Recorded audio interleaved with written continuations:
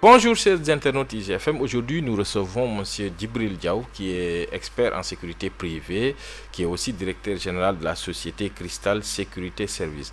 Alors monsieur Diaw, bonjour. Bonjour Youssouf, merci de m'avoir invité sur le plateau. Je pense que c'est un honneur pour moi. Avant d'abord de commencer, je voulais faire un petit coucou à ma famille et puis à toutes les internautes qui suivent IGFM.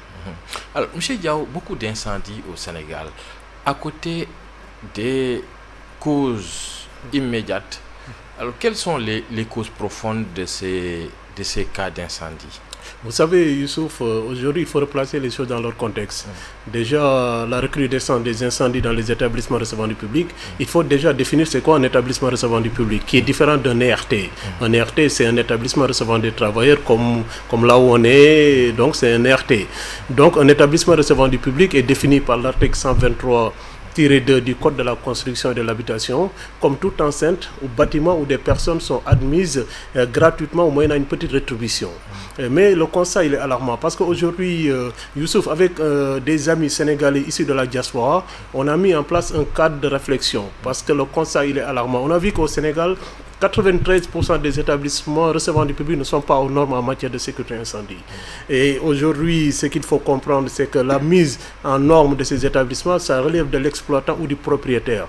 Donc, il n'appartient pas à l'État de mettre en conformité ces établissements. Mais par rapport aux causes, et puis pour ne pas encore, parce que je pense qu'on n'aura pas trop le temps de rentrer dans le domaine technique, mais on peut brosser un peu les causes profondes. Parce qu'on prend l'exemple des marchés urbains, la recrudescence des incendies dans les marchés urbains. Voilà, il y en a beaucoup. Mais sauf que ce qu'il faut comprendre, c'est que Youssouf, il y a un arrêté qui a déjà réglé ce problème. C'est l'arrêté 01-23 du 12 janvier 1998. Cet arrêté avait été pris à l'issue d'un conseil interministériel pour réglementer les incendies et les risques de panique, d'explosion dans les établissements recevant du public. Mais vous imaginez, depuis 5 ans, aucun marché n'a respecté cet arrêté. Donc, ce qui veut dire qu'il y a un problème, il y a quelque chose qui ne va pas. Même s'il y a une volonté de l'État de réglementer ce secteur, mais derrière, il n'y a pas un suivi.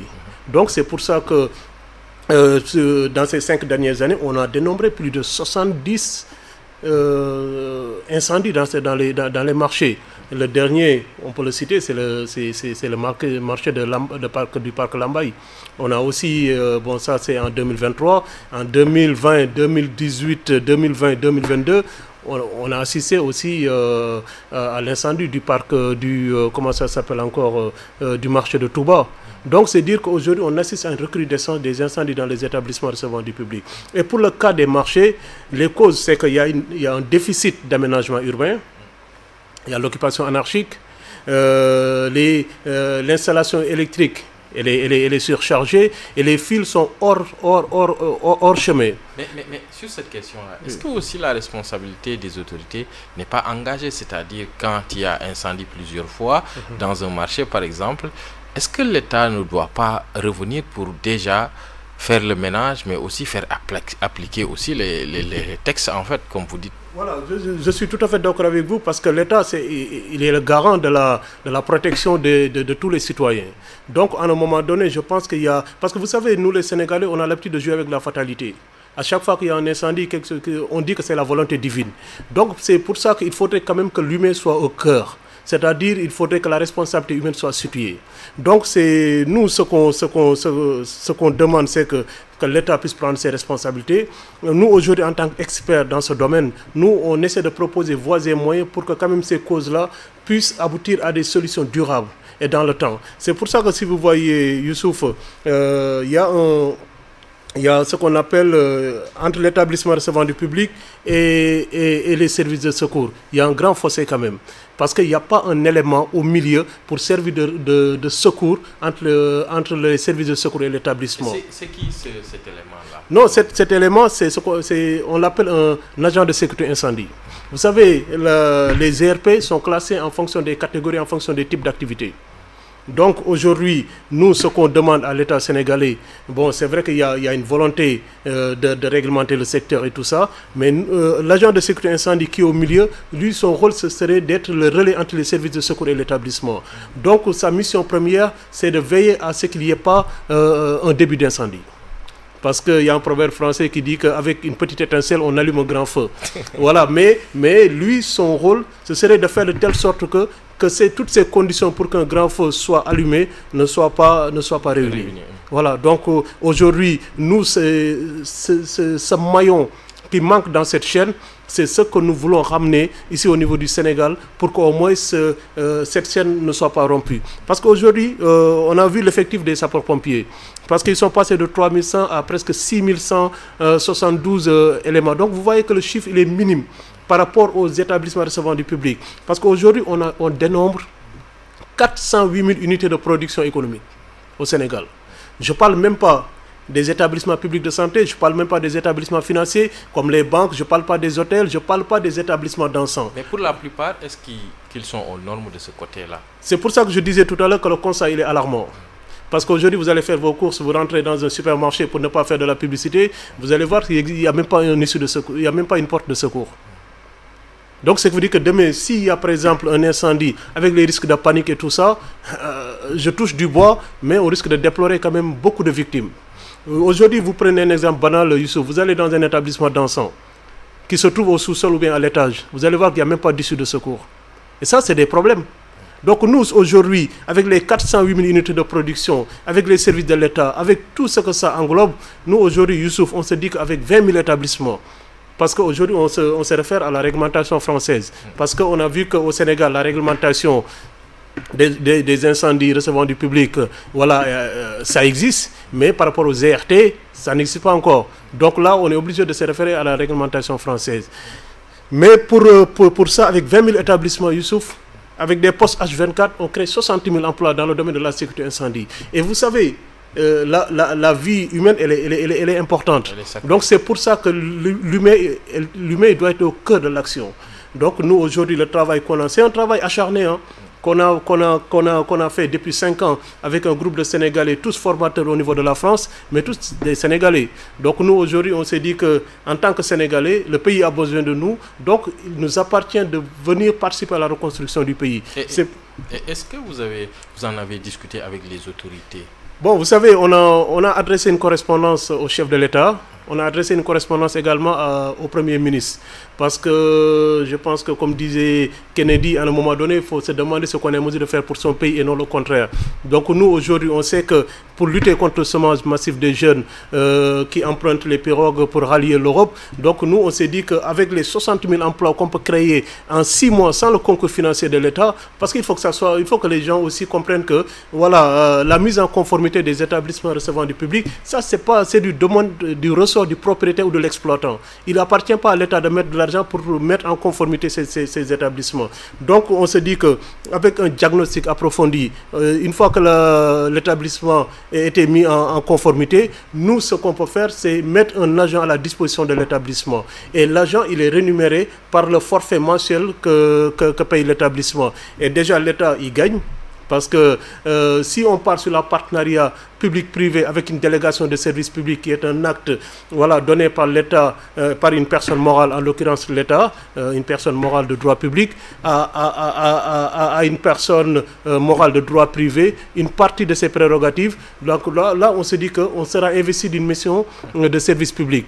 Donc c'est pour ça qu'on aurait souhaité quand même être accompagné dans ce sens par l'État pour qu'on puisse mettre ce projet sur pied. Aujourd'hui, ce n'est plus à l'étape de projet. Parce que ça fait 5 ans qu'on travaille là-dessus. On a épousé, bon, si vous permettez, le document il est là. Ça s'appelle les stratégies pour lutter contre la recrudescence des incendies dans les établissements recevant du public. Et je pense que vous me permettrez voilà, de rendre un hommage bien appuyé aux services de secours, les sapeurs-pompiers, puisqu'ils font un boulot formidable. C'est pour ça qu'on les appelle les soldats du feu. Mais nous, notre travail, ce serait d'intervenir en amont, avant même que les pompiers les interviennent. Nous, c'est là où on aura besoin de notre expertise. Donc, l'agent de sécurité incendie veille au respect de la réglementation dans l'établissement pour la sécurité des personnes et des biens. Et puis, une fois que, par exemple, un feu se déclarerait, voilà, il va pouvoir orienter les gens, il va pouvoir les guider vers les points de rassemblement avant l'intervention des services de secours. Et le projet pourrait créer des milliers d'emplois, vous dites? C'est un projet aujourd'hui, comme je l'ai dit, avec 20 000 établissements, on crée plus de 60 000 emplois en 6 mois. sans le concours financier de l'État. C'est-à-dire on n'a pas besoin d'un prêt, mais on a besoin de l'appui de l'État parce qu'on sera investi d'une mission de service public. Et cet appui de l'État, il devra venir comment selon vous? Bon, ça c'est déjà trouver le bon interlocuteur, quelqu'un qui est en mesure de connaître la quintessence, de connaître la quintessence même du projet et l'efficacité du projet.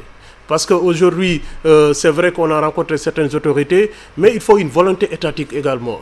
Parce que là, si on demande aux propriétaires ou aux exploitants de mettre la main à la poche pour payer les agents, donc ça c'est en quelque sorte une répartition de la richesse. Et là, on rentre dans le cadre marxiste.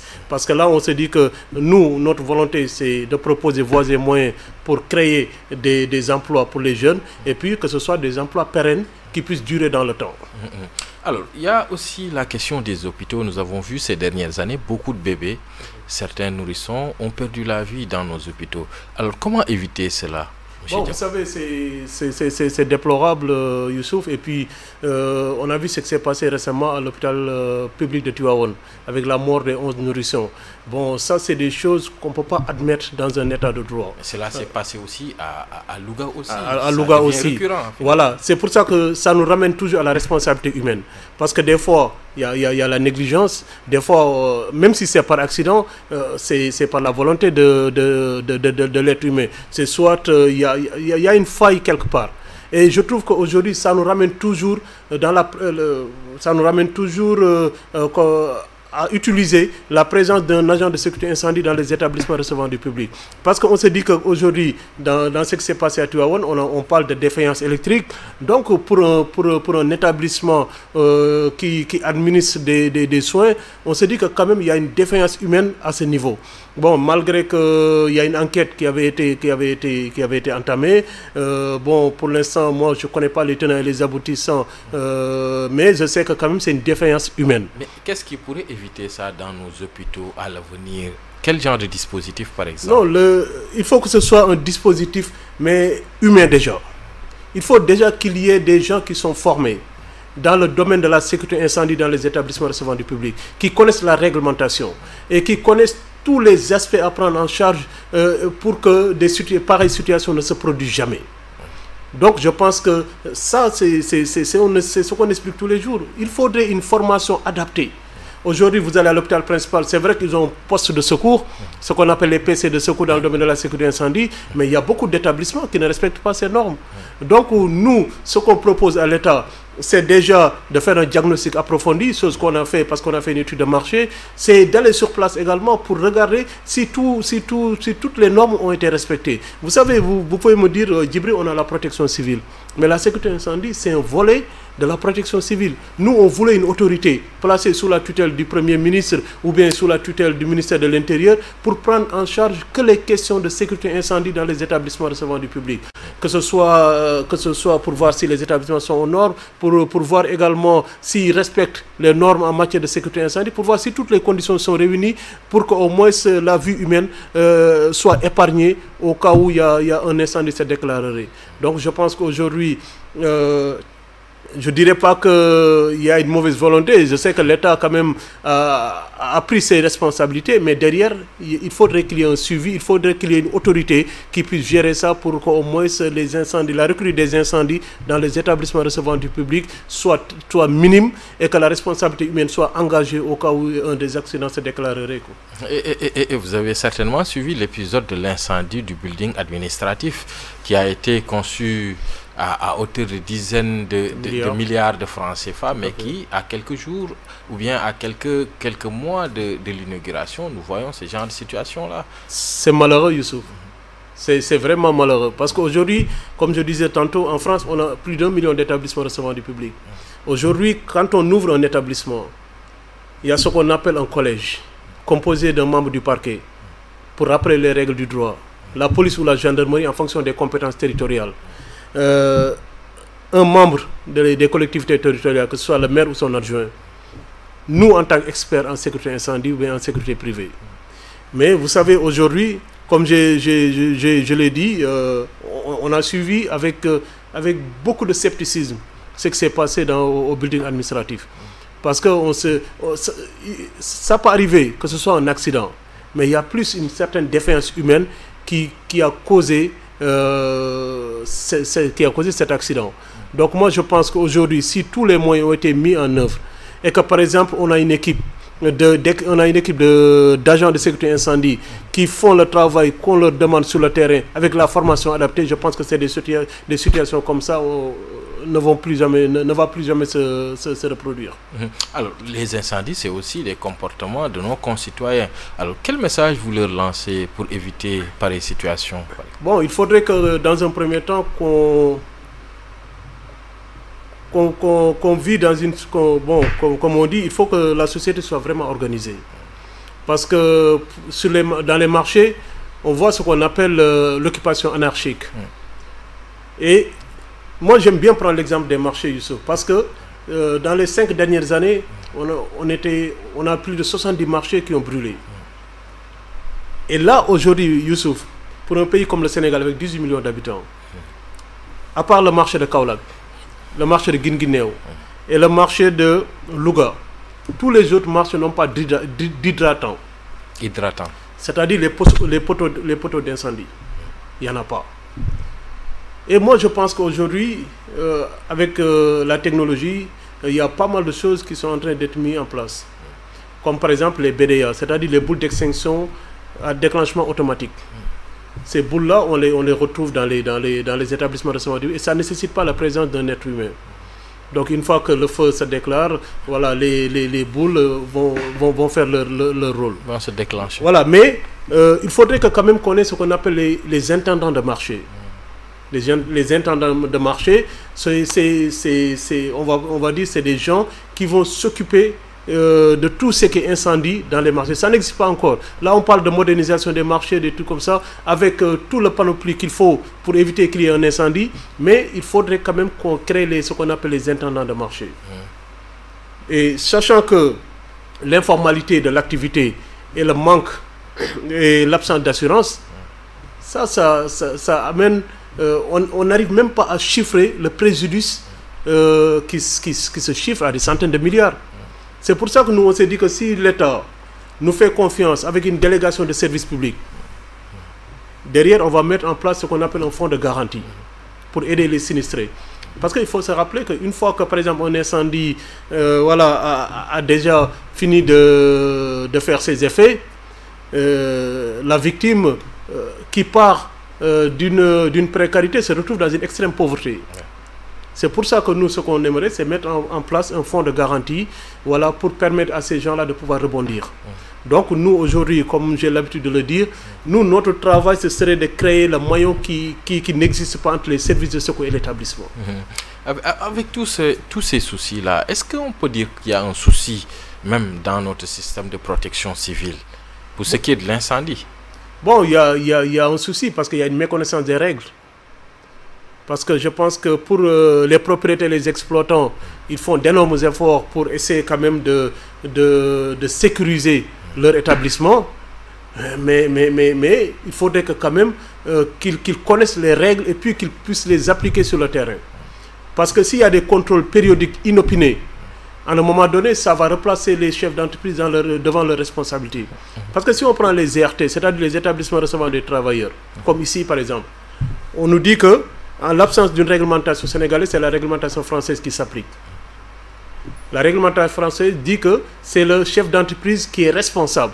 Et je pense qu'aujourd'hui, le chef d'entreprise d'ici va prendre toutes les dispositions pour que demain sa responsabilité pénale ne soit pas engagée au cas où il y aurait un incendie.